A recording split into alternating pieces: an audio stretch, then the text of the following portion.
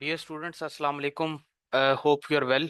So, in this video, in this lecture, I will be talking about your assignment number one, which is about synopsis. How you have to write a synopsis, a comprehensive, brief synopsis for your research project or research proposal. तो सबसे पहले आपने ये देखना है कि ये जो वीडियो है ये स्पेसिफिकली इंग्लिश डिपार्टमेंट के जो स्टूडेंट्स हैं वर्चुअल यूनिवर्सिटी के उनके लिए है।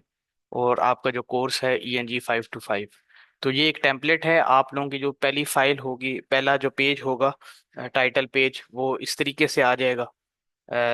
यही फॉर्मेट आपने फॉलो करना है। ठीक है। इसमें आप देखो कि ये APA 7th एडिशन के मुताबिक है। यहाँ पे आपका टाइटल आ जाएगा। तो लेट सपोज अगर मैं टाइटल लिखता हूँ तो मैं यहाँ पे लिख देता हूँ एक्सप्लोरिंग, या मैं लिख देता हूँ, एक minute,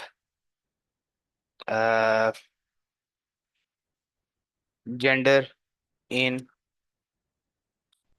the necklace by Guy de मोपसांत,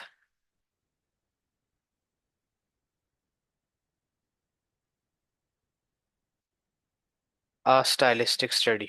late suppose ये आपका टॉपिक है। ठीक है। बल्कि टॉपिक इधर नीचे दिया भी हुआ है, अ स्टाइलिस्टिक एनालिसिस ऑफ ये। इसको आपने यहाँ पे सेंटर में लिख देना। ये आपका टॉपिक टाइटल आ गया। ठीक है।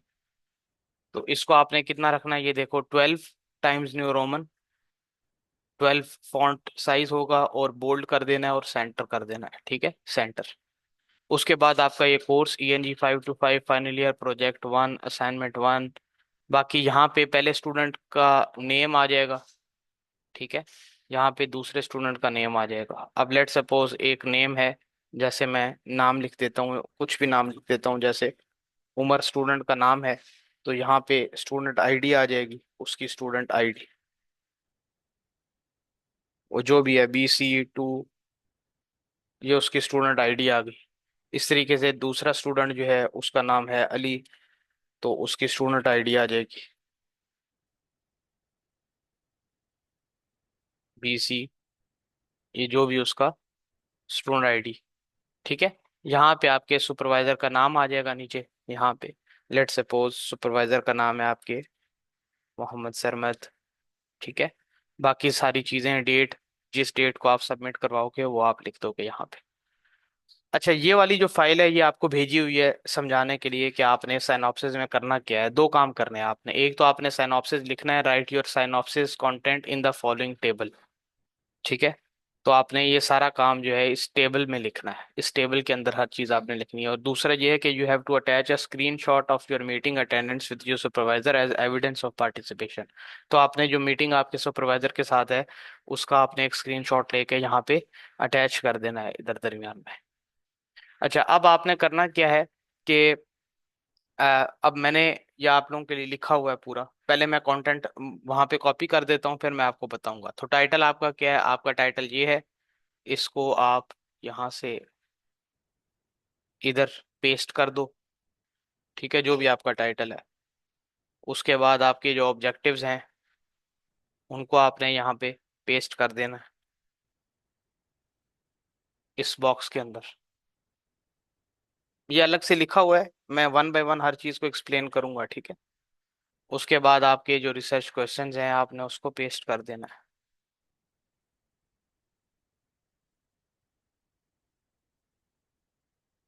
मतलब पहले आप एक अलग से डॉक्यूमेंट फाइल बना लो, उसके बाद इस टेम्पलेट में आपने इन चीज़ों को पेस्ट करते जाना है। फिर आपका एक ब्रीफ सा लिटरेचर रिव्यू है, उसको आप यहाँ से ऐसे कॉपी कर लो, छोटा सा जो लिटरेचर रिव्यू है। और 150 to 200 वर्ड्स का ओनली, ये आपने इसमें कॉपी कर लिया। उसके बाद आपने इधर से अपनी मेथडोलॉजी जो है उसको कॉपी कर लो।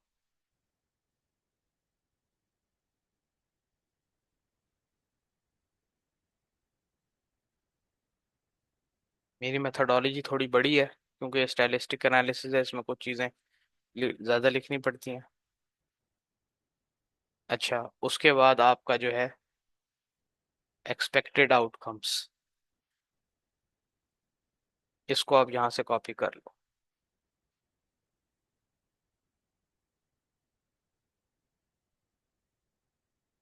इधर पेस्ट कर लो।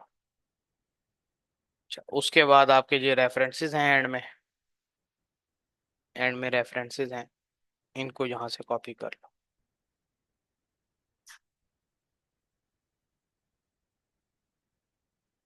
ये आपके रेफरेंसेस कॉपी हो गए।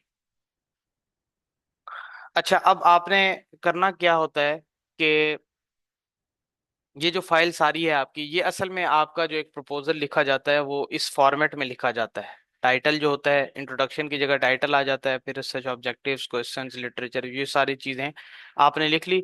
अब क्योंकि इंस्ट्रक्शंस आपको दी गई हैं कि you have to write it a content in the following table, तो इसलिए हमने उसको पेस्ट कर दिया। अब मैं इस सबको मिटा दूंगा, सारे को मिटा दूंगा, क्योंकि मैंने कॉपी कर लिया वहां पे बॉक्स में। ठीक है, तो ये अब सब काम आपने उस बॉक्स के अंदर पुट कर दिया है। ठीक है, सारा काम आपका जो है वो इस बॉक्स में आ गया है। अब जब एग्जामिनर या सुपरवाइजर आपका देखेगा सिनॉप्सिस, तो उसको पता चल गया कि अच्छा जी आपका टॉपिक क्या है, stylistic analysis of the necklace by Guy de Maupassant. इसको भी काट दो आप, क्योंकि ये आप नीचे बता दोगे कि भाई अ, मैं लीच एंड शॉर्ट मॉडल इस्तेमाल कर रहा हूँ। रिसर्च ऑब्जेक्टिव आपका क्या है? To analyse the stylistic features in the necklace using Leech and Short's framework for linguistics description. ठीक है, ये लीच एंड शॉर्ट ने एक मॉडल प्रेजेंट किया था जिसको हम यूज करते हैं स्टाइलिस्टिक फीचर्स निकालने के लिए। सेकंड ऑब्जेक्टिव आपका क्या है? To explore how Maupassant stylistic choices reflect characterisation, irony and the moral vision of the short story. उसके बाद आपके इसी तरीके से रिसर्च क्वेश्चन बनेंगे।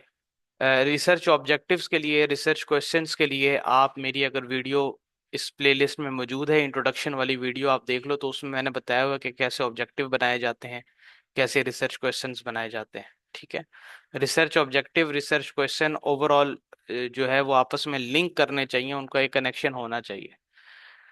तो आप उस इंट्रोडक्शन वाली वीडियो देख लो। इसी तरीके से जो लिटरेचर रिव्यू है, उस पे मैंने प्रॉपर एक डिटेल अलग से एक पूरा लेक्चर दिया हुआ है, इसी प्लेलिस्ट में आपको लिटरेचर रिव्यू का भी मिल जाएगा।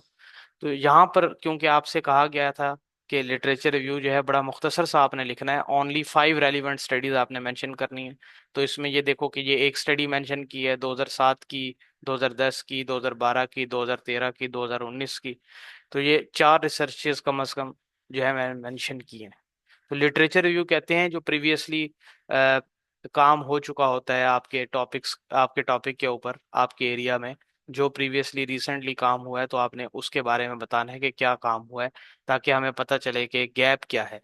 ठीक है, अब जैसे ये लिखा हुआ है कि building on this tradition, on this tradition का मतलब कि अब तक क्या क्या काम हो चुका है। ठीक है, Short Leech and Short model कैसे कैसे काम कर चुका है, कैसे कैसे इस पे मतलब फिक्शन पे ये अप्लाई हो चुका है ऑलरेडी।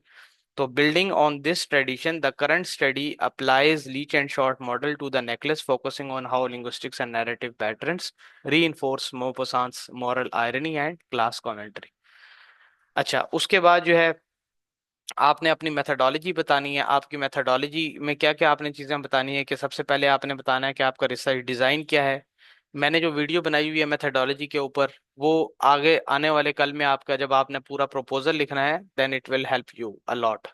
ठीक है, तो ये क्योंकि सनॉप्सिस है, सनॉप्सिस एक बहुत मुख्तसर सा होता है, आपके पूरे प्रपोजल को बंद करने का नाम जो है वो साइनॉप्सिस है। साइनॉप्सिस असल में आपके प्रपोजल का आप कह लो कि खुलासा है बिल्कुल। ठीक है, तो आपका प्रपोजल बड़ा होता है, थोड़ा सा एक्सपेंडेड होता है, तो साइनॉप्सिस जो है आपने उसी को मुख्तसर करके लिख दिया।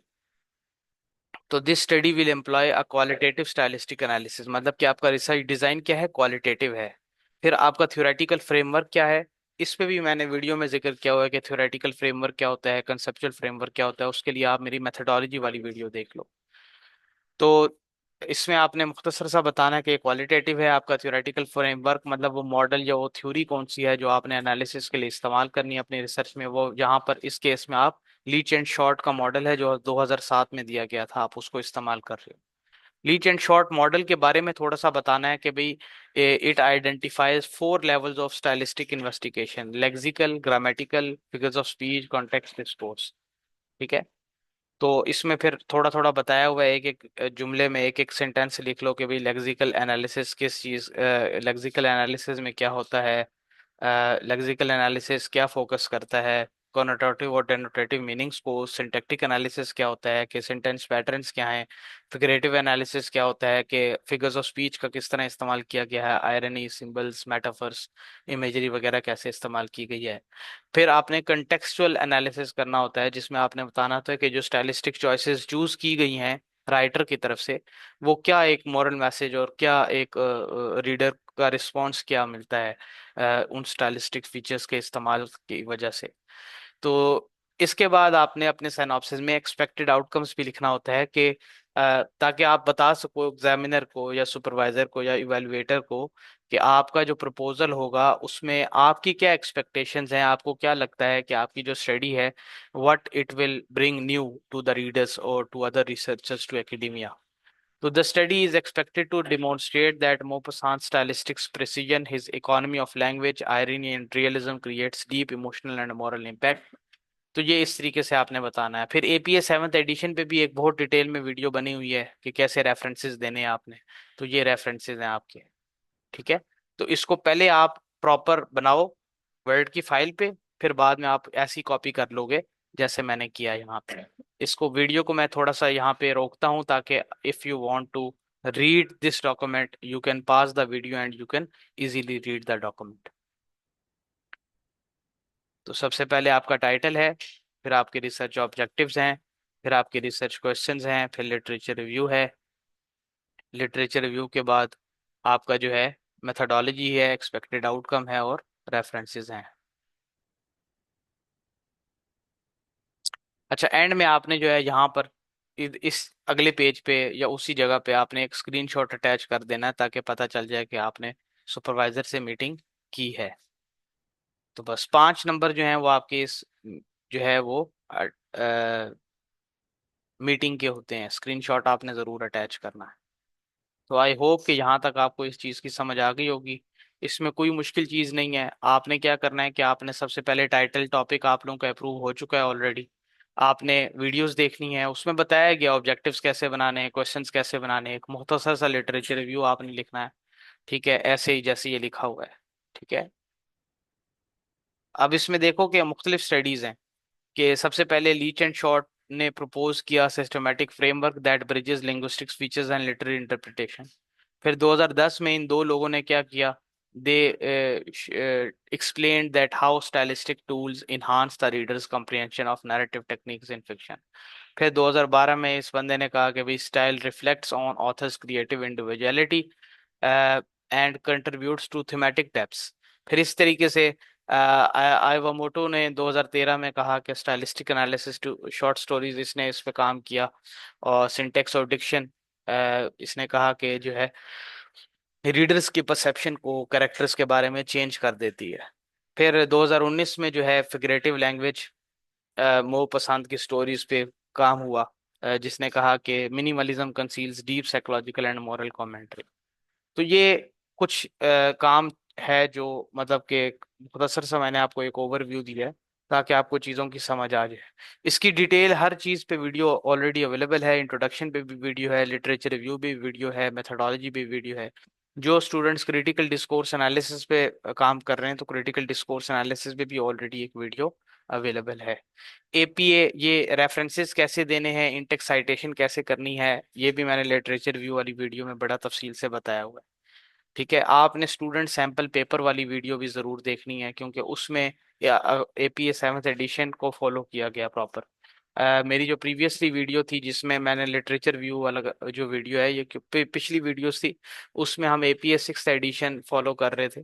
तो क्योंकि एपीए 7th एडिशन थोड़ा सा डिफरेंट है तो एपीए 7th के लिए आप स्टूडेंट सैंपल पेपर वाली वीडियोस भी ज़रूर देखो। तो आई होप कि आपका सनॉप्सिस का जो है ये कॉन्सेप्ट क्लियर हो गया है कि आपने इसी टेबल के अंदर उन चीज़ों को पहले एक डॉक्यूमेंट फाइल बना लो, फिर इसमें कॉपी कर दो। जो सबमिशन करवानी है आप लोगों ने, वो सिंपल, आपने दो स्टूडेंट्स होंगे, स्टूडेंट का अपना दो, एक ही पेज पे दोनों स्टूडेंट्स का नाम लिखा होगा, दोनों स्टूडेंट की आईडी लिखी होगी, अंदर का कंटेंट सेम होगा। मिल के काम करो, एक स्टूडेंट जो है वो ऑब्जेक्टिव बना ले, दूसरा स्टूडेंट उसके हिसाब के रिसर्च क्वेश्चन बना ले। एक स्टूडेंट है वो अ, दो तीन आर्टिकल्स पढ़ ले, दूसरा स्टूडेंट दो तीन आर्टिकल्स पढ़ ले, फिर एक स्टूडेंट उसको कंपाइल कर ले, आपस में एक दूसरे के साथ डिस्कस करो। फिर मेथडोलॉजी है, मेथडोलॉजी जो है वो मिल के लिखो। कोई स्टूडेंट जो है वो अगर स्टाइलिस्टिक्स पे आप लोग एनालिसिस कर रहे हो तो दो दो लेवल्स एक स्टूडेंट लिख ले, दो लेवल दूसरा स्टूडेंट लिख ले, फिर एक जो अच्छा स्टूडेंट है जिसकी इंग्लिश बेहतर है तो वो उसको कंपाइल कर ले और ठीक करके एक ही स्टाइल में लिख ले। फिर एक्सपेक्टेड आउटकम है, वो भी एक पॉइंट आप लिख लो, एक पॉइंट दूसरा स्टूडेंट लिख ले। और रेफरेंसेस तो मिलके ही आपने करने होते हैं। तो इस तरीके से आप लोग इस प्रपोजल को बनाओगे। आने वाले कल में अभी हम आपसे जब डिटेल में तफसील से पूरा प्रपोजल मांगेंगे तो वो इसी चीज़ की एक एक्सपेंडेड वर्जन होगा। इसलिए मैं आपको कह रहा हूँ कि आप अभी वीडियोस देखो, क्योंकि वो हमने टेबल फॉर्म में आपसे प्रपोजल नहीं मंगवाना होता। सनाप्सिस ये टेबल फॉर्म में आया है, लेकिन जो प्रपोजल होगा वो पूरा एक आप कह लो पैराग्राफ की शक्ल में आएगा। उसमें लिटरेचर रिव्यू जो है वो थोड़ा सा एक्सपैंड हो जाएगा, मेथडोलॉजी एक्सपैंड हो जाएगी, इंट्रोडक्शन का चैप्टर होता है उसमें प्रॉब्लम स्टेटमेंट होती है, डिफरेंट चीज़ें होती हैं वो भी एक्सपैंड हो जाती हैं। तो अ, ये एक तरह से बेस लाइन है आपके लिए। अगर ये चीज़ सेट हो जाती है, मतलब इसमें टीचर आपका बिल्कुल टू द पॉइंट पता करता है कि अच्छा इसने कुछ कोई चार पांच आर्टिकल्स इसने पढ़े हैं अपने एरिया के ऊपर, तो वो लिटरेचर रिव्यू में मेंशन कर दिए। इस स्टूडेंट को पता है कि what he is going to do. What से मुराद ये है कि टाइटल बता देता है कि what he is going to do. Objectives और क्वेश्चंस आपके व्हाट वाले क्वेश्चन को आंसर करते हैं कि what the researcher is going to do. मैं हमेशा कहता हूँ अपने स्टूडेंट्स को कि व्हाट वाई एंड हाउ का आपको आंसर आना चाहिए। और फिर हाउ वाला जो है मेथडोलॉजी जो है वो आपको बता देती है कि how the researcher is going to conduct the study. ठीक है। तो मेथडोलॉजी आपको हाउ का आंसर दे देती है, ऑब्जेक्टिव और क्वेश्चंस आपको व्हाट का आंसर दे देते हैं। और वाई का आंसर आपको लिटरेचर रिव्यू के अंदर भी मिल जाता है। जब आप कहते हो कि प्रीवियसली इस चीज पे काम हुआ है लेकिन इस चीज पे काम नहीं हुआ, तो that is why I am working on it. और जो आपके एक्सपेक्टेड आउटकम्स हैं वो भी आपको वाई का आंसर दे देते हैं। तो इस तरीके से आपकी आपका एक साइनॉप्सिस, अच्छा साइनॉप्सिस जिसमें व्हाट वाई एंड हाउ तीनों चीजें मौजूद होती हैं, जब आप वो प्रेजेंट करते हो, रखते हो एग्जामिनर के सामने, इवेलुएटर के सामने, सुपरवाइजर के सामने, तो वो आपको फिर उस हिसाब से आपको गाइड करता है कि भाई अब आपने प्रपोजल में क्या करना है। तो synopsis is very important. Synopsis is considered to be a backbone of your proposal. Synopsis हो गया आपका तो प्रपोजल आपके लिए आसान हो जाएगा। जब प्रपोजल होता है वो एक बैकबोन होती है आपकी रिसर्च की। प्रपोजल हो गया तो फिर आपके लिए वो आसान हो जाएगा कि अब आपने आगे काम कैसे करना है। ठीक है। तो I hope this is clear now. If you have any questions you can consult your supervisors. आप लोग उनके साथ ऑलरेडी कांटेक्ट में हैं तो अपने सुपरवाइजर से मज़ीद डिस्कस करें इस चीज़ के लिए। और अगर आपको ये वीडियो अच्छी लगती है तो ये आप अपने बाकी जो स्टूडेंट्स हैं, बिलखसूस इंग्लिश डिपार्टमेंट के जो स्टूडेंट्स हैं, उनके साथ भी ज़रूर शेयर करें। Thank you so much. So that is end from my side. See you in the next video इंशाल्लाह। अल्लाह हाफिज़।